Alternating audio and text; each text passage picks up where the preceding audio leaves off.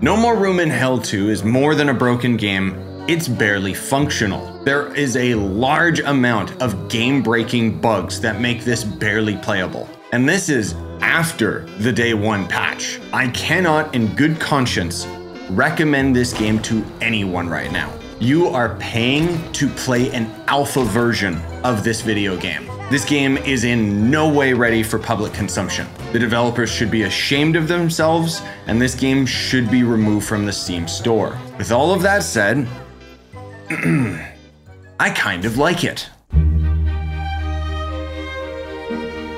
It's a PvE extraction shooter. You and 7 other players will spawn randomly on the outer edges of the map. You'll typically start off a round searching for random supplies, while moseying your way over to the key locations nearby. These special buildings will end up having a safe room that you can get into. These safe rooms will have tons of supplies and usually better weapons. The problem is that in order to get into the safe room, you usually gotta turn the power back on, and that kind of pisses off all the nearby zombies. If you're quick enough, you might be able to get in the safe room alone and well. Usually it's best to do it with another player, if there happens to be one nearby, but sometimes the location can become overrun, in which case you just gotta leave and go to the next one, maybe come back later.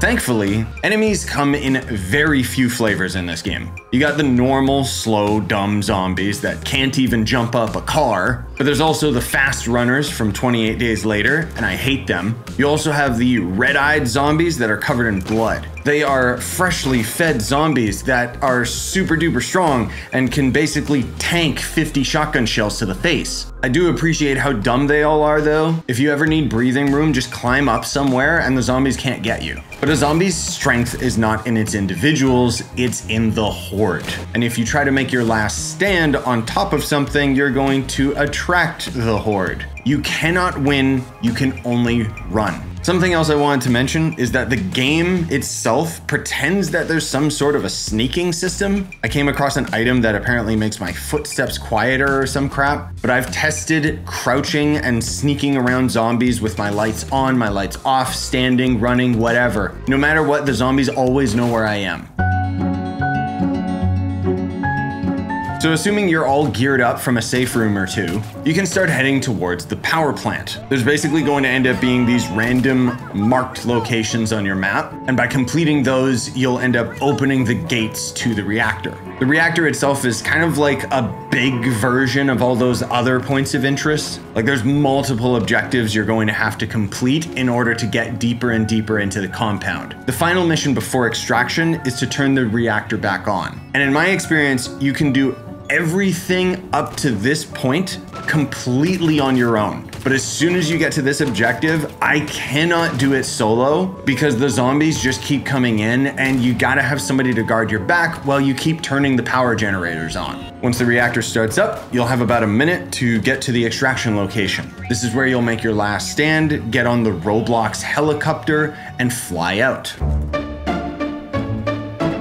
So once you end up actually beating around, you'll get both account XP and character XP. Account XP is permanent and very, very slow, but character XP is tied to the whole weird permadeath thing. Basically, the survivor that you're using will slowly unlock more passive perks that make you more functional within the game. But if you die or end up leaving a match early, that survivor dies and you have to start again with a new character, and all of your perks are randomized. I've seen some people just launching into games and dying immediately so that they can re-roll their character for their starting perk. Frankly speaking, I don't know why. These people are idiots. This game isn't even functional enough to bother trying to find some stupid meta. But the real bottom line is that these perks suck. You like them when you have them, but they're by no means necessary. Overall, the game has a very surprisingly fun and competent core game loop. But the problem is the bugs. I've had items lock in my inventory, disabling me from dropping them or using them, which is a big deal because you have a very small, limited inventory capacity. Zombies have literally teleported in front of me, or I've knocked a zombie on the ground only to have it stand right back up in one single frame and bite me. Sometimes a zombie will bite you from miles away. Suffice to say, I have run into multiple game-breaking issues throughout my playtime. But let's talk hypothetically for a moment and imagine that there's no bugs in this game. If I'm being honest, there's not much actual content in the game right now. You basically have one map, a handful of weapons, and that's it. You kind of just keep repeating rounds over and over. I think they should focus on making the game functional first, but there are plans on new maps, loadouts, gear, whatever. And so we get to the million-dollar question. Would I recommend No More Room in Hell 2? No, I would not. But do I think it's worth playing? Yes, I do. I think most players, rightly so, are frustrated at the amount of bugs. The average gamer should wait a few months before picking this up. Not only so that the game can get more polished, but also so it can add some more content. But if you're a psycho like me, and you can somehow ignore all of the bugs and appreciate the game for what it offers, there's nothing quite like it. Like, this isn't a Redfall or The Day After situation where the core game is what's wrong with it. There's definitely something here. It's just surrounded by other issues. So while that's the end of the review portion of the video, I wanted to share with you guys a story about one of the rounds that I had. I could tell you about funny moments, like when I got left behind at extraction because I didn't make it in time, and I screamed out towards the helicopter as they left me to die. But instead, I wanted to give you guys a more harrowing round that played out like a movie. You'll have to excuse the inaccuracy of some of the footage because I wasn't actually recording the round, so I had to stitch together some stock footage from different matches. I started out exploring the nearby gas station, and I'd seen people on the discussion forum saying that the gas station was pretty hard to get into solo, but I decided to take the challenge myself. I saw another player nearby. Turns out he died immediately to re-roll his character, so his zombie was just kind of roaming around nearby. I cautiously explored, gathering what I could, trying to get into the safe room. Eventually, the place became overrun and I had to book it out of there. I ended up stumbling across another survivor down the road. I told him about the gas station and we doubled back. Most of the zombies had cleared out, and with two of us, we were able to get into the safe room easily.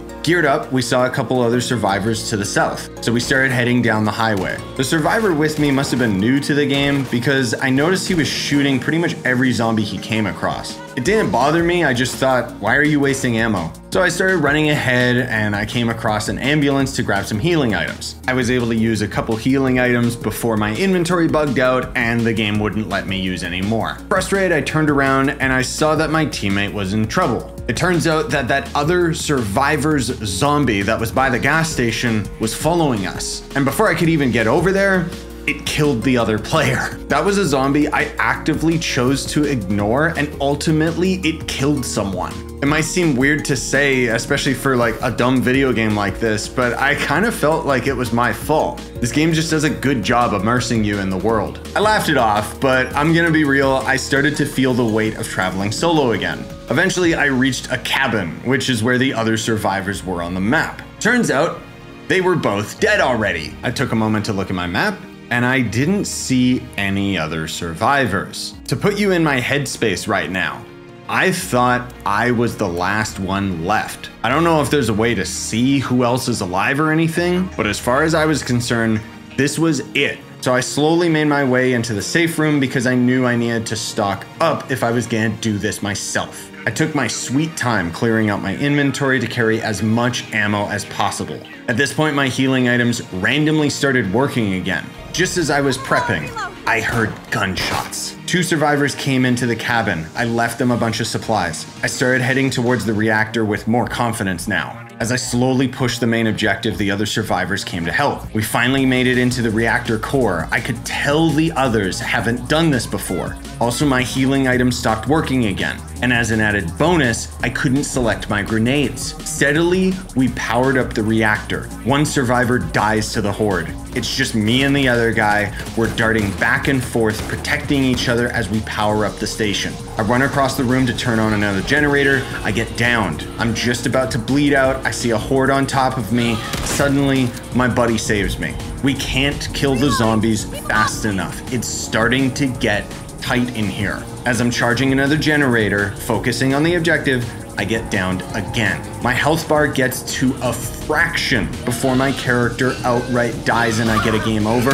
and the other survivor saved me last second. We rush over to the other side of the room. I immediately turn the generator on. I turn around. I see my buddy downed. I rush over to him. My first shotgun shell goes completely through the zombie because this game is broken. Second shell connects. Zombie down.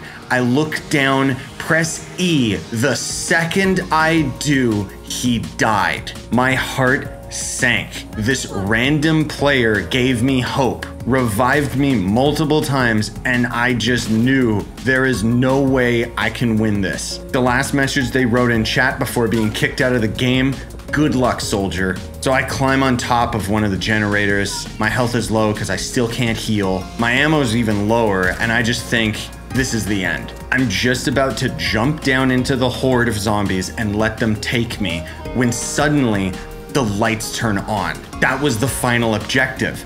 I'm still in this. I look up, I see the zombie of my fallen comrade, and I know I have to succeed in their honor. It can't all be in vain. I run to the reactor, flick the button, the helicopter starts landing for extraction. The exit's blocked. I don't have much ammo left. I carefully hide around the corner, blasting a running zombie before forcing my way through the front door. I make my way over to the stairs. I see a runner. Blast him. 5 shells left. Another runner comes down. 4 shells left. I hear another runner coming up behind me on the stairs. I need to reload. 3 shells left. I see another runner making his way up the stairs. I get on top of some boxes because I know it'll bug out his AI. Using my last shotgun shell, I blast the runner. There's a red-eyed zombie here. I pull out my magnum, wait for him to get stuck on the boxes, and give him a clean headshot. Another red zombie comes up the platform. My screen is shaking because the helicopter is landing. I see some more red zombies coming up. I run into the helicopter. Turning around as the helicopter takes off, I see the platform slowly envelop with red zombies. I am the only survivor. Everybody got out. Outstanding work, responders. We needed a win like this. I've never experienced something so unintentionally cinematic, all played out with gameplay. There was no cutscenes. There was no purposeful narrative. This entire story just played out. No More Room in Hell 2 is a buggy, broken, barely functional mess. But thankfully, all of those bugs are surface deep.